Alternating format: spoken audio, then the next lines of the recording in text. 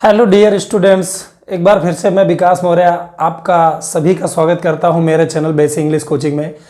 Guys, अभी हाल ही में हमने पार्टिसिपल क्लियर किया है और मुझे हमेशा आशा होती कि आप लोग मुझे कुछ ना कुछ सुझाव देंगे।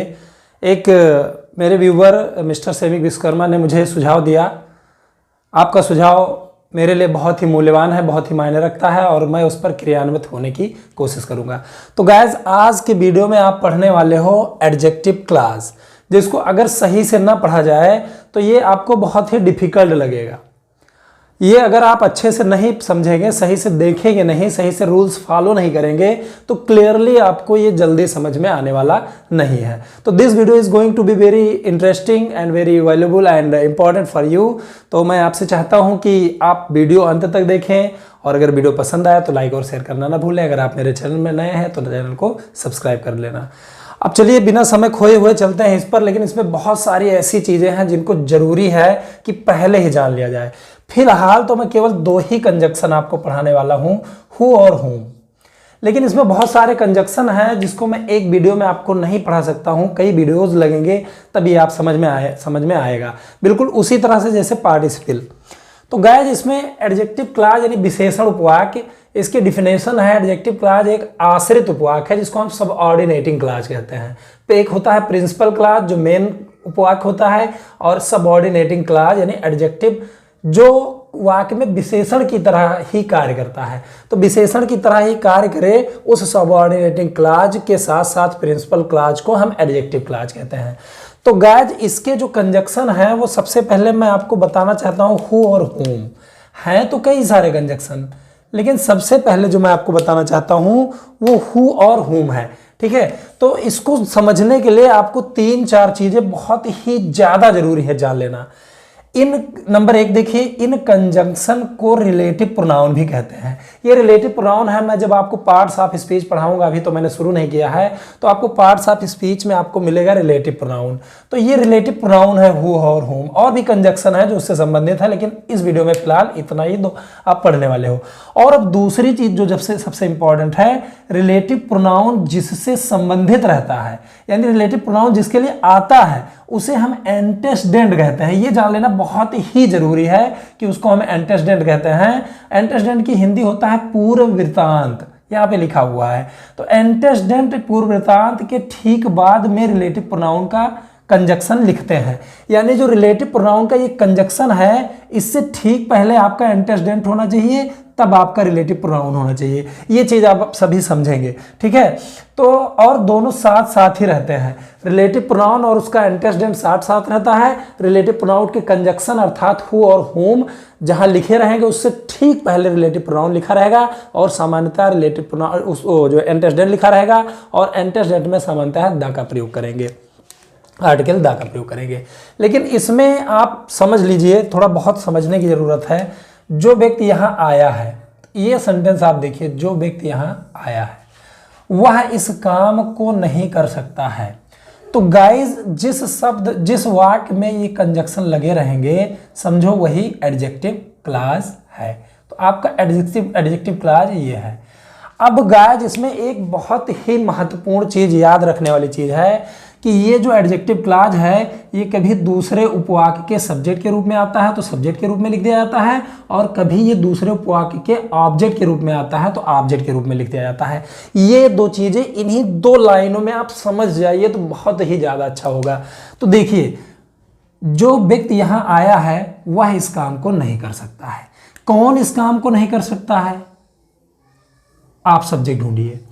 जो व्यक्ति यहां आया है वह इस काम को नहीं कर सकता है। कौन नहीं कर सकता है? उत्तर मिला जो व्यक्ति यहां आया है।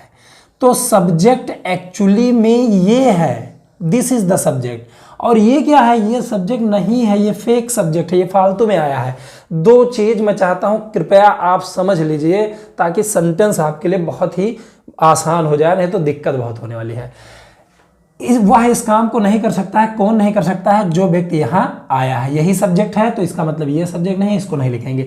लेकिन अब दूसरे उपवाक्य में देखिए, जिस आदमी ने तुम्हें गाली दिया है उसे मैं जानता हूं। कौन जानता है? मैं जानता हूं। अब सब्जेक्ट यहां पे मैं है, सब्जेक्ट वहां पे मैं है, एडजेक्टिव क्लॉज यहां सब्जेक्ट था लेकिन वहां सब्जेक्ट मैं है। जानता हूं, फिर किसको का प्रश्न कर लेंगे ऑब्जेक्ट ढूंढने के लिए। मैं जानता हूं, किसको जानता हूं? जिस आदमी ने तुम्हें गाली दिया है, गाली दिया है। एक्चुअली यहां मैंने है नहीं लिखा है, तो यहां पे आप मान लीजिए है लिखा हुआ है। जिस आदमी ने तुम्हें गाली दिया उसे मैं जानता हूं। कौन जानता है? मैं जानता हूं। किसको जानता हूं? जिस आदमी ने तुम्हें गाली दिया है। तो इसका मतलब जब एडजेक्टिव क्लॉज सब्जेक्ट के रूप में आएगा तो यहां पे फेक सब्जेक्ट रहेगा, और जब यहां पे सब्जेक्ट कोई दूसरा आएगा तो एडजेक्टिव क्लॉज ही ऑब्जेक्ट रहेगा। किसको जानता हूं? जिस आदमी ने तुम्हें गाली दिया है, ये ऑब्जेक्ट है उसका। तो यहां पे ये उसे जो शब्द है ये फेक है, ये फालतू है। गाइस अब ये जानिए, ये दिमाग में रखिए कि अगर एडजेक्टिव क्लॉज सब्जेक्ट के रूप में आता है तो यहाँ सब्जेक्ट लिखेंगे और इस भाग से सब्जेक्ट हटा देंगे। अगर एडजेक्टिव क्लॉज ऑब्जेक्ट के रूप में आता है तो इसको हम ऑब्जेक्ट के रूप में पीछे लिखेंगे और यहाँ से ऑब्जेक्ट हटा देंगे। तो चलिए चलते हैं, इसको बनाते हैं। लेकिन इससे ये नहीं तय हो जाता है कि आपको हु लगाना है कि हुम लगाना है। इसमें भी थोड़ा सा नोट कर लीजिए, हु का प्रयोग हमेशा सब्जेक्ट के रूप में प्राप्त होने पर होता है। जब एंटेसिडेंट सब्जेक्ट के रूप में रहेगा तो हु का प्रयोग होगा, और जब ऑब्जेक्ट के रूप में प्रयोग होगा, ऑब्जेक्ट के रूप में प्राप्त होगा आपको एंटेसिडेंट, तब हुम का प्रयोग होगा। तो यहां से आपको सब्जेक्ट ढूंढने पर पता चलेगा कि एंटेसिडेंट सब्जेक्ट के रूप में है कि नहीं है। तो देखिए, जो व्यक्ति यहां आया है, कौन आया है? जो व्यक्ति। कौन आया है? जो व्यक्ति। तो यहां पे ये सब्जेक्ट के रूप में आया है गाइस। तो सब्जेक्ट के रूप में आया है तो हम इसको हु से बनाएंगे, हु से। ठीक है, तो जो व्यक्ति यहां आया है, पहले इसको हम बनाते हैं। जो जिसके लिए आया है वो एंटेसिडेंट है, उसको पहले लिखेंगे द पर्सन।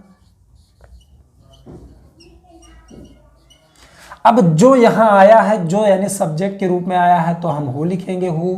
अब यहां आया है प्रेजेंट परफेक्ट है, इसको लिखिए has come here, has come here. ये बन गया the person who has come here, वह व्यक्ति जो यहां आया है, जो व्यक्ति यहां आया है। अब वह नहीं लिखेंगे, इस काम को नहीं कर सकता है। कौन नहीं कर सकता है? जो व्यक्ति यहां आया है। तो इसके साथ सीधा हम कैन लिख देंगे, क्योंकि सब्जेक्ट लिखना नहीं है, सब्जेक्ट यही एडजेक्टिव क्लॉज हो गया। Can not. अब कर सकता है यानी डू, क्या कर सकता है? इस काम को, यानी दिस वर्क। तो ये कॉम्प्लिकेटेड है गाइस, इसको आप अंडर एस्टिमेट मत करना कि ये बहुत आसान है, हम जान जाएंगे। बिना पढ़े, बिना सही से जाने इसको आप नहीं जान पाओगे। The person who has come here can not do this work. अब वहीं पर देखिए, आपको यहाँ एडजेक्टिव क्लॉज सब्जेक्ट के रूप में मिला था तो आपने सब्जेक्ट के रूप में लिखना है, लेकिन यहीं पे ये जो एडजेक्टिव क्लॉज है ये आपको ऑब्जेक्ट के रूप में भैया जी मिला है। लेकिन इसका मतलब ये नहीं कि आपको होम लगाना है। इसका मतलब ये कि जब ये ऑब्जेक्ट के रूप में लिखा है तो ये पीछे चला जाएगा, यहाँ पे चला जाएगा, क्योंकि सब्जेक्ट है जानता हूं कौन? मैं। तो चलिए बनाते हैं। जानता है कौन? मैं, आई। अब जानना की अंग्रेजी होता है नो, आई नो। मैं जानता हूं। जानता हूं किसको? उसे नहीं, ये फेक ऑब्जेक्ट है। किसको जानता हूं? किसको जानता हूं? जिस आदमी ने तुम्हें गाली दिया है। तो ये इसको बनाना है आपको, लेकिन जिस शब्द जिसके लिए आया है वो एंटेसिडेंट है। ये आदमी यहाँ पे एंटेसिडेंट है, इसको पहले हम लिखेंगे, उससे पहले द लगा देंगे, the person. I know the person. अब यहां ये सब्जेक्ट के रूप में आया है, गाली दिया है किसने? जिस आदमी ने। यह सब्जेक्ट के रूप में आया है। सब्जेक्ट के रूप में आपको हु का प्रयोग करना है, हु। अब ये प्रेजेंट परफेक्ट टेंस से गाली दिया है, इसके साथ डायरेक्टली हैज लग जाएगा। हु हैज, गाली देना की अंग्रेजी एब्यूज, उसका थर्ड फॉर्म हो जाएगा एब्यूज्ड। किसको गाली दिया है? यू। तो गाइज आप देख सकते हो यहाँ पे कि एडजेक्टिव क्लॉज कभी कभी सब्जेक्ट के रूप में आता है और कभी कभी ये ऑब्जेक्ट के रूप में चला जाता है। तो ये चीज ध्यान रखिएगा, ठीक है। दोनों सेंटेंस में अंतर क्लियर हो गया। जो व्यक्ति यहाँ आया है वह इस काम को नहीं कर सकता है। The person who has come here can not do this work. जिस आदमी ने तुम्हें गाली दिया है उसे मैं जानता हूँ, यानी I know the person who has abused you. और दोनों में सब्जेक्ट के रूप में यहाँ आया था। यहाँ आया है कौन? जो व्यक्ति, ये भी सब्जेक्ट था। गाली दिया है किसने? जिस आदमी ने, ये भी सब्जेक्ट था। तो हमने सब्जेक्ट के रूप में क्या प्रयोग करना है? हु का प्रयोग करना है। जब ये ऑब्जेक्ट के रूप में एंटेसिडेंट आ जाएगा तब आपको हु का प्रयोग करना होगा। तो चलिए चलते हैं ऑब्जेक्ट पर। अब आप जान गए कि सब्जेक्ट के रूप में कैसे आता है। अब चलिए चलते हैं ऑब्जेक्ट पर। एकदम उसी तरह से आपको ढूंढना है सब्जेक्ट और ऑब्जेक्ट। जिस छात्र को तुमने बुलाया है वह मेरा सबसे अच्छा मित्र है। सब्जेक्ट ढूंढते हैं यहाँ से। ये गाइस ये एडजेक्टिव क्लॉज है, दिस इज एडजेक्टिव क्लॉज, ठीक है। अब वह मेरा सबसे अच्छा मित्र है, कौन सबसे अच्छा मित्र है, वह एक्चुअली फेक सब्जेक्ट है। वह मेरा सबसे अच्छा मित्र है, कौन सबसे अच्छा मित्र है, जिस छात्र को तुमने बुलाया है। एक्चुअली में ये सब्जेक्ट है, लेकिन इससे ये क्लियर नहीं हो जाता है कि हम हु लगाएं कि हुम लगाएं। यहाँ पे आपको सब्जेक्ट ढूंढना पड़ेगा, ठीक है, यहाँ पे आपको सब्जेक्ट ढूंढना पड़ेगा, तब क्लियर होगा कि हु लगेगा कि हुम लगेगा। तो जिस छात्र को तुमने बुलाया है किसने, तुमने। सब्जेक्ट एक्चुअली ये है, ये सब्जेक्ट है, तो इसका मतलब ये सब्जेक्ट नहीं है, ये ऑब्जेक्ट है, ये ऑब्जेक्ट के रूप में आया है। मतलब किसको बुलाया है, जिस छात्र को, तो वो ऑब्जेक्ट के रूप में आया है। तब जब ये ऑब्जेक्ट के रूप में आएगा तो होम का प्रयोग करेंगे, लेकिन उसी तरह सेंटेंस बनाएंगे, यानी पहले एंटेसेडेंट छात्र यानी द स्टूडेंट, द स्टूडेंट। अब जिसको तुमने बुलाया है, तो यहां पर बुलाया है तुमने, ये सब्जेक्ट है, तो इसका मतलब ये सब्जेक्ट नहीं हो सकता है, तो सब्जेक्ट नहीं हो सकता है, तो ये ऑब्जेक्ट हो सकता है। तो ऑब्जेक्ट यहां पे हम क्या करेंगे, यहां पर लिख देंगे whom, द स्टूडेंट whom। अब इसको हम बनाएंगे बुलाया है किसने, तुमने, पहले सब्जेक्ट लिखा जाएगा यू, और यहां पे बुलाया है यानी इसके साथ हैव कॉल्ड। तो ये सेंटेंस बना, the student whom you have called। अब वह मेरा सबसे अच्छा मित्र है, वह लिखा ही नहीं जाएगा क्योंकि सब्जेक्ट तो यही है जिस छात्र को तुमने बुलाया है। अब इसके साथ सीधा है लिख देंगे इज माई यानी मेरा, और सबसे अच्छा मित्र यानी बेस्ट फ्रेंड, बेस्ट फ्रेंड। तो गाइज आपने देखा कि जिस प्रकार दो सेंटेंसेज में यहां पे एडजेक्टिव क्लास सब्जेक्ट के रूप में ऑब्जेक्ट के रूप में आ सकता है, यहां भी सब्जेक्ट ऑब्जेक्ट के रूप में आ सकता है, लेकिन अगर वो ऑब्जेक्टिव केस में है एंटेसेडेंट, तो आपको होम का प्रयोग करना है। अब ये देखिए कि एडजेक्टिव क्लास यहां पे सब्जेक्ट के रूप में आया था, तो एक्चुअली सब्जेक्ट के रूप में ये लिखा भी गया, लेकिन यहां पे ऑब्जेक्ट के रूप में आया है। अभी आप देखिए, वह लड़का जिसको तुम पीट रहे हो उसे मैं बचाऊंगा, कौन बचाएगा, मैं। अब अगर ये सब्जेक्ट है तो इसका मतलब जो पूरा एडजेक्टिव क्लॉज यहाँ पे लिखा है वो ऑब्जेक्ट हो सकता है, लेकिन इसका मतलब ये बिल्कुल नहीं है कि यहाँ पे हूं लगेगा कि हुम लगेगा। जब तक आप यहाँ पे सब्जेक्ट नहीं ढूंढ लोगे तब तक आपको ये पता नहीं चलेगा कि क्या लगाना है क्या नहीं लगाना है। तो पीट रहे हो कौन, तुम, ठीक है, ये सब्जेक्ट है, तो इसका मतलब ये सब्जेक्ट नहीं है, वह लड़का जिसको, ये ऑब्जेक्ट है, ठीक है, पीट रहे हो किसको पीट रहे हो, वह लड़का जिसको। लेकिन गाइस ये एडजेक्टिव क्लॉज ऑब्जेक्ट के रूप में आया है, तो ऑब्जेक्टिव के रूप में आया है तो हमने क्या करना है, पहले ये बनाना है ये सेंटेंस, और बचाऊंगा किसको, उसे, ये फेक ऑब्जेक्ट है, इसको नहीं लिखेंगे। मैं बचाऊंगा किसको, बचाऊंगा वह लड़का जिसको तुम पीट रहे हो, तो मैं बचाऊंगा यानी आई, इसके साथ सहायक क्रिया विल लगाना ज़्यादा उचित रहेगा क्योंकि वहाँ पर दृढ़ता की बात हो रही है। सैल लगता है लेकिन दृढ़ बातों के लिए विल लग जाएगा। आई विल डिफेंड, मैं बचाऊंगा, आई विल डिफेंड, मैं बचाऊंगा। अब किसको बचाऊंगा, उसे नहीं, वह लड़का जिसको तुम पीट रहे हो, तो जिसको किसके लिए आया है, वह लड़का के लिए आया है, तो ये एंटेसेडेंट है गाइस, जिसमें वह की अंग्रेजी नहीं लिखेंगे, एंटेसेडेंट में केवल द लगाते हैं, द बॉय। अब ये लिखेंगे तुम पीट रहे हो, कौन पीट रहे हो, तुम, तो यहां पे लिखेंगे यू आर बीटिंग, पीटना की अंग्रेजी होता है बीट, और उसमें हम जोड़ देंगे बीटिंग यानी प्रेजेंट कंटीन्यूअस है। तो गाइज आपने देखा कि यहीं पे एडजेक्टिव क्लास सब्जेक्ट के रूप में था और यहीं पे एडजेक्टिव क्लास तुरंत ऑब्जेक्ट के रूप में चला गया। लेकिन एक चीज थोड़ा सा गलत हो गया है, माफी चाहता हूं मैंने रिलेटिव प्रोनाउन नहीं लिखा। I will defend the boy, मैं बचाऊंगा, किसको बचाऊंगा, उस लड़के को जिसको, तो तुम पीट रहे हो, कौन पीट रहे हो, तुम पीट रहे हो, तो इसका मतलब ये ऑब्जेक्ट है, तो ऑब्जेक्ट के रूप में हमने क्या लिखना है, होम लिखना है, होम।